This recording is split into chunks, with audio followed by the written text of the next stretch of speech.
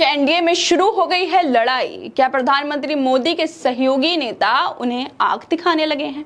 मोदी के परिवार के लोग ही कभी पेपर लीक को सरकार की जिम्मेदारी बता रहे हैं, तो कभी उत्तर प्रदेश के मुख्यमंत्री योगी आदित्यनाथ को ठीक से काम करने की सलाह दे रहे हैं। उनके ऊपर सवाल उठाए जा रहे हैं। योगी और मोदी के कामों को लेकर कंपैरिजन किया जा रहा है। लोकसभा चुनाव में बीजेपी का खराब प्रदर्शन अब नरेंद्र मोदी के सर का दर्द बन गया है। उनके सहयोगी ही उन्हें आंखें दिखाने लगे हैं। दरअसल एनडीए में शामिल केंद्रीय मंत्री अनुप्रिया पटेल ने योगी आदित्यनाथ को चिट्ठी लिखकर ये सलाह दे डाली है कि प्रदेश में ओबीसी, एससी, एसटी कैंडिडेट्स के साथ भेदभाव हो रहा है। और इसी के साथ एनडीए में शामिल पूर्व प्रधानमंत्री एचडी देवगौड़ा ने भी राज्यसभा में पेपर लीक का मुद्दा उठा दिया है।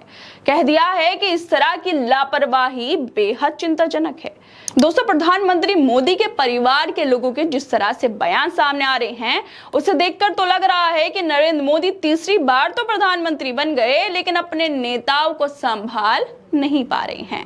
आप लोगों को एक एक करके बताते हैं कि कैसे एनडीए का घमासान अब सड़कों पर आने लगा है। सबसे पहले बात करते हैं एनडीए में शामिल और केंद्रीय मंत्री अनुप्रिया पटेल की, जिन्होंने योगी आदित्यनाथ को एक चिट्ठी लिखी है जिसमें से राजनीतिक घमासान बाहर निकल कर सामने आने लगा है।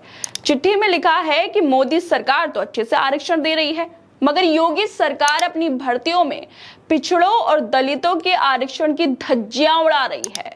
प्रदेश सरकार के साक्षात्कार वाली नियुक्तियों में ओबीसी, अनुसूचित जाति और अनुसूचित जनजाति के अभ्यर्थियों को ये कहकर छाट दिया जा रहा है कि वो योग्य नहीं है, लेकिन बाद में इन पदों को अनरिजर्व्ड कैटेगरी में डाल दिया जाता है। मतलब ओबीसी, एससी, एसटी से हटा दिया जाता है। ऐसी व्यवस्था पर फौरन रोक लगाई जाए, जिससे इन वर्गों से आने वाले कैंडिडेट्स में आक्रोश ना पनपे। दोस्तों, जिस तरह से अनुप्रिया पटेल मोदी और योगी को कंपेयर कर रही हैं, उससे साफ दिखाई देता है कि एनडीए में बीजेपी में योगी आदित्यनाथ के खिलाफ कुछ तो पक रहा है, जिसकी महक बाहर तक आने लगी है। और अनुप्रिया पटेल सीधे दिल्ली से योगी आदित्यनाथ पर वार कर रही हैं। इसके साथ ही पूर्व प्रधानमंत्री एचडी देवगौड़ा ने भी विपक्ष के साथ राज्यसभा में नीट पेपर लीक का मुद्दा उठाते हुए कहा है कि नीट पेपर लीक का मुद्दा चिंताजनक है। इससे लाखों छात्र प्रभावित हुए हैं। ऐसे में हमें सामूहिक जिम्मेदारी लेनी होगी। मैं किसी का पक्ष नहीं लूंगा, लेकिन जहां तक इस मामले का सवाल है, हम सभी को जिम्मेदारी लेनी होगी।